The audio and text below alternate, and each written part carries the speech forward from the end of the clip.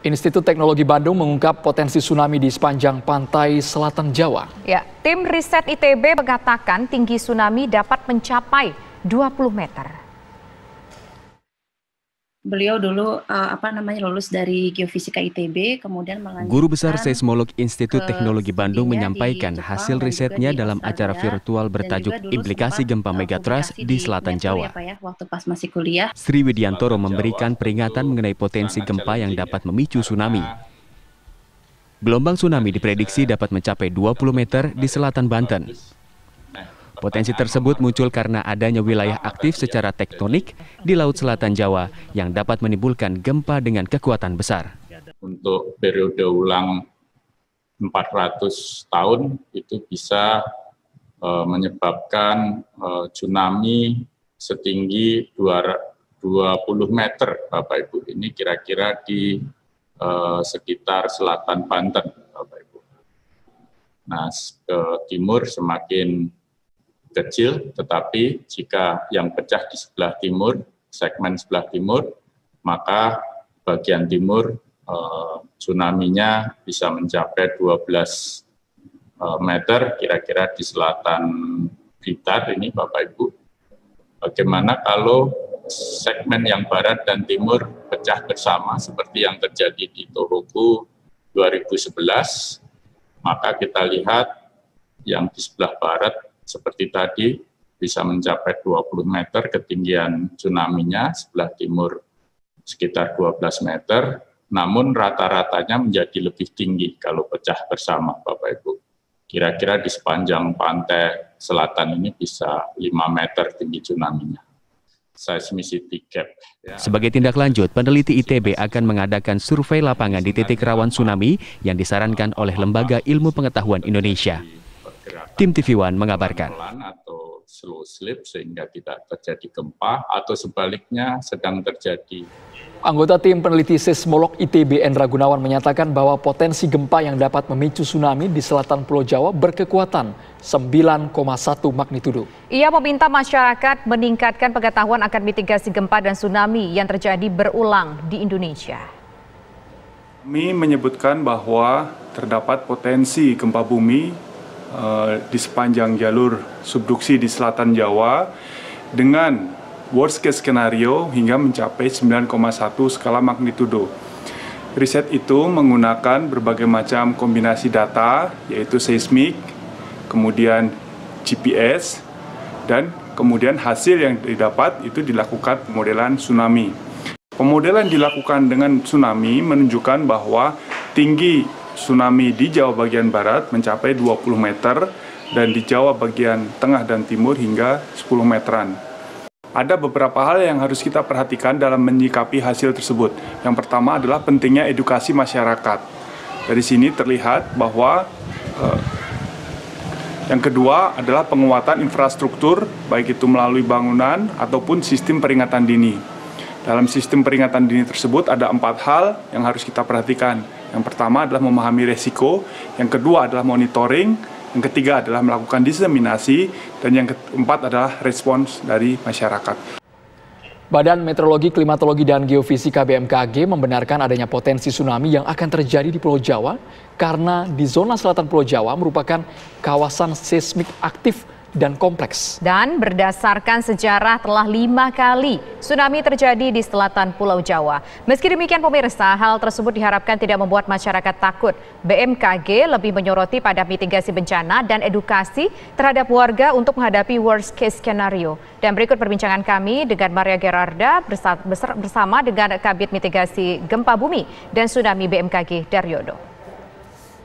Pemirsa, ada sebuah hasil penelitian dari para peneliti di Institut Teknologi Bandung atau ITB yang menyampaikan bahwa ada potensi terjadinya gempa bumi yang besar yang juga berpotensi terjadinya tsunami, yaitu di sepanjang pantai selatan Pulau Jawa. Tentunya ini kemudian menimbulkan pertanyaan di tengah masyarakat, khususnya masyarakat yang tinggal di sekitar Pulau Jawa.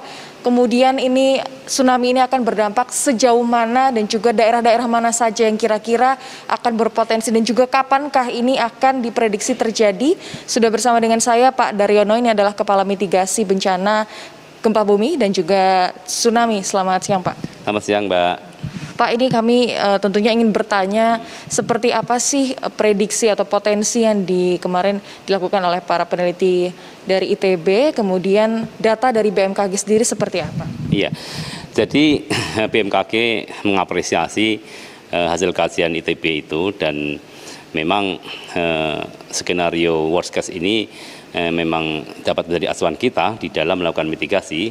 Yang namanya skenario worst case itu sebenarnya baik untuk menata menjadi acuan mitigasi kita, dan kita dengan ada informasi hasil kajian itu menjadi lebih intens bagaimana kita bersungguh-sungguh lebih serius di dalam menerapkan mitigasi, baik itu bangunan tahan gempa, kemudian penataan ruang pantai yang berbasis risiko tsunami, juga bagaimana kita harus mengedukasi masyarakat kita di dalam melakukan evakuasi mandiri dengan cara menjadikan guncangan gempa itu sebagai peringatan dini tsunami. Jadi memang wilayah Selatan Jawa itu memang kawasan seismik aktif dan kompleks, karena secara seismisitas memang sangat aktif gempanya, dan kita mencatat dalam sejarah itu sudah 5 kali terjadi tsunami pada tahun 1840, 1859, kemudian 1921, kemudian 1994 tsunami Banyuwangi yang menelan korban lebih dari 600 orang. Kemudian tsunami Pangandaran pada tahun 2006. Itu adalah bukti semua bahwa zona Selatan Jawa itu memang patut diwaspadai, dan itu bukti bahwa tsunami itu sudah beberapa kali terjadi, meskipun dalam catatan sejarah kita yang tertulis baru 5 kali ya.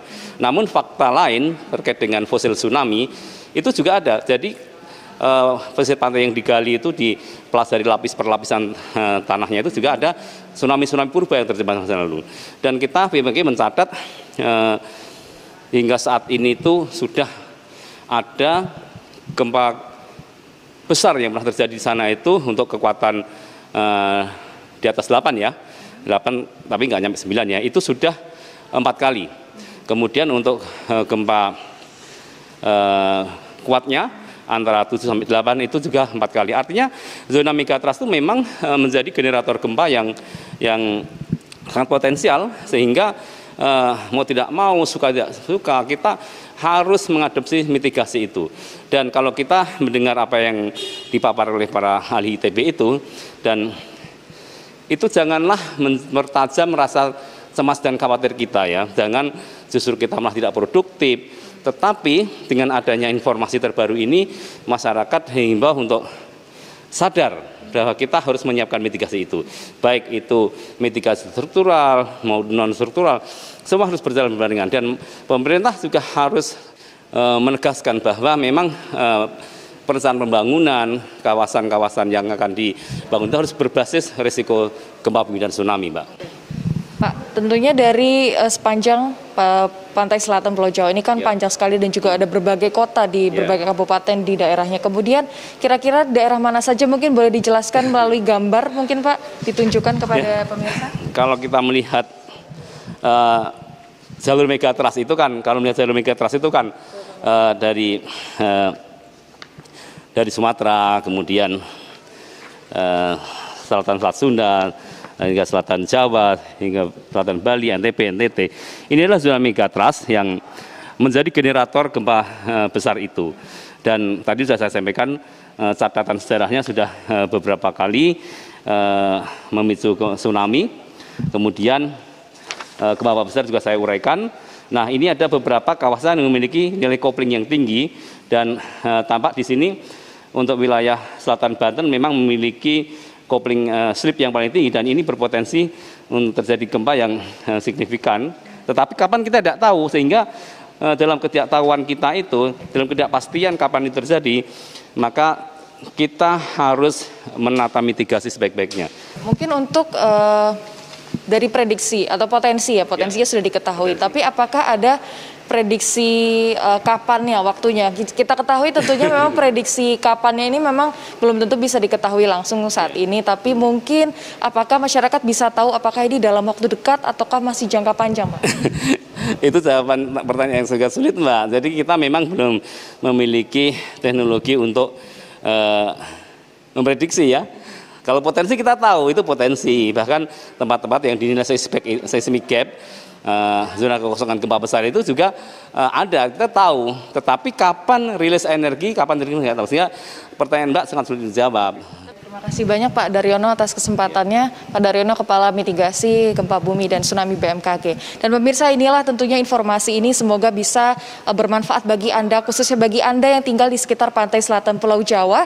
Jika tadi dari BMKG mengatakan jangan khawatir, jangan takut, tetapi lakukanlah upaya mitigasi dan upaya-upaya mandiri supaya Anda juga bisa lebih waspada terhadap terjadinya gempa bumi dan tsunami di sekitar rumah tinggal Anda. Dari Jakarta, Maria Gerada Boy Sidauruk, TV One mengabarkan.